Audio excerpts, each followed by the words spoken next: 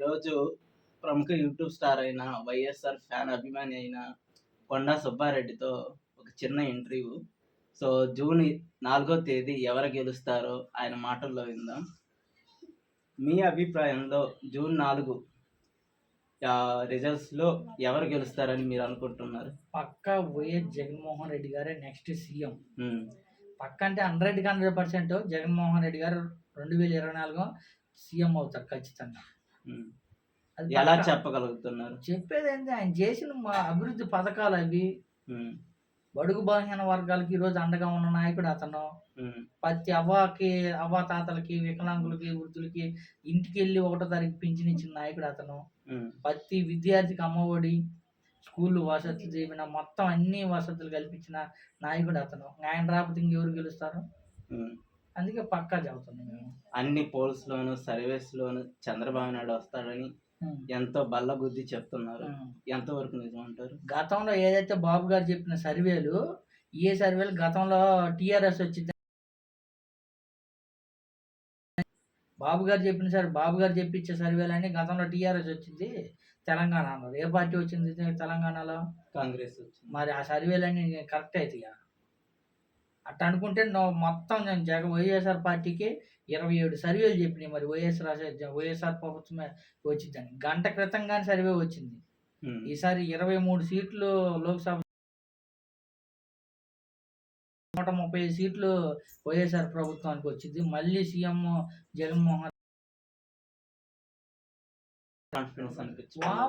వావరైంది. నాకు అర్థం కావట్లేదు. నేను చదవగలను. వావరైంది. 170 మంచి జరిగిన వాళ్ళకి ఓటు వేయమని అడిగింది జగన్మోహన్ రెడ్డి.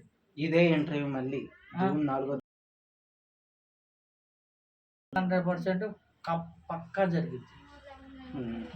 తిరుగులేదు. మీకు జగన్ ఎవరికి? మీ ఇంటికి?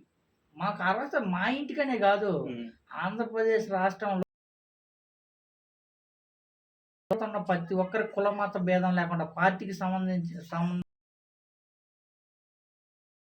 దేశ చరిత్రలోనే సంచలనం సృష్టించారు జగన్మోహన్ రెడ్డి గారు. ఆ విషయం చేసి ఒక్క వర్గానికి చెంది ఒక పార్టీకి ఇచ్చినట్టు కాదు ఇది. ప్రతి ఒక్కరికి అర్హత ఉంటే చాలు నీకు పథకాలు లబ్ధి చేకూర్చారు జగన్మోహన్ రెడ్డి గారు. ఇవి డబ్బులు రిలీజ్ చేయడంలో కానీ, జాబ్ నోటిఫికేషన్స్ ఇదే వదలడంలో కానీ, ఈ విషయంలోనే చాలా మంది పప్పులో కాలేశారు. గతంలో బాబు గారు జాబ్ వస్తే ఇంటింటికి జాబ్ అన్నారు. బాబు గారు బాబు వస్తే జాబ్ వచ్చింది అన్నారు. గతంలో ఏమైనా చేసిండ బాబు గారు? మన కేంద్రంగానే ఒక సర్వే వదిలింది. ఉద్యోగ రేటింగ్ చాలా అంటే చాలా పెరిగిందండి. ఉద్యోగాల శాతం ఎక్కువ శాతం ఏదైతే వాలంటీర్గా సచివాలయం ఉద్యోగులు కానీ, మిగతా వాటిలో ఏ సచివాలయ ఉద్యోగాలు గతంలో లేదు. జగన్మోహన్ రెడ్డి గారు వచ్చిన తర్వాత ఆంధ్రప్రదేశ్ ఉద్యోగాలన్నీ పంచాయతీలోను అవి ఆ శాఖల్లో ఎప్పుడు ఉండే జాబ్స్. సచివాలయం అనేది ఒక డిఫరెంట్ ఫామ్ తో ఇంతమంది లేరు. ఒక 10% ఇంక్రీజ్ చేశారు. జగన్మోహన్ రెడ్డి గారు వచ్చిన తర్వాత జాబ్స్ వచ్చినట్టే కదా. ఏదేమైనా కానీ ఆంధ్రప్రదేశ్లో జగన్మోహన్ రెడ్డి గారి కోసం 2019 నుంచి 2024 దాకా సంచలనం సృష్టించింది అనుకోవచ్చు. ఎందుకంటే గతంలో బాబు గారు బిజినెస్, సచివాలయ వ్యవస్థ, రైతు భరోసా కేంద్రాలు, వెల్త్ క్లీన్, ఇంటింటికి ఆరోగ్య ఆసరా, అది ఒకట, ఆరోగ్యశ్రీ.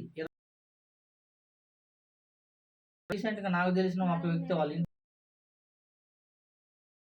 అందించింది. 16 లక్షల దాకా ఖర్చు చేసింది ఆ వ్యక్తి గురించి. అదే విధంగా ఇంటికి వస్తే గతంలో ఎన్ని ఎందుకు చేయలేకపోయారు? ఈ పథకాలన్నీ ఇవ్వడం వల్ల జనాల్లో సోమరితనం పెరిగి ఇప్పుడు పొలం పని ఏమైనా చేసుకోకుంటుంటారు, ఇంటికాడ ఉంటుంటారు. ఎవరైనా పరుగెత్తి పని చేసుకోవడం లేదు. ఉదయాన్నే వేసి ఇప్పుడు పని చేసుకోకుండా పోవడం లేదు. ఎవరైనా ఇంటికాడ కూర్చొని సోమరిపోతులు అయ్యిండ్రా? ఎందుకు లేరు? ఎవరు చెప్పు, ఒక్కరు చూపెట్టు పనుల కాలంలో ఎవరైనా ఉన్నారేమో. ఎవరైనా సోమరిపోతులాగా పని చేసుకోకుండా ఇంటికాడ కూర్చుండే వాళ్ళు ఎవరైనా ఉన్నారా? జగన్మోహన్ రెడ్డి గారు ఇచ్చే పథకాలు తీసుకొని, అది తప్పు మాట. మీరు జగన్మోహన్ రెడ్డి గారు శ్రీలంక గురించి విన్నారా? శ్రీలంకకి ఆంధ్రప్రదేశ్కి శ్రీలంకకి అట్లా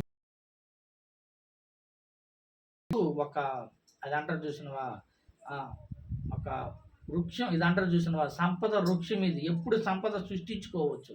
శ్రీలంకకి ఏం సంపద లేదు.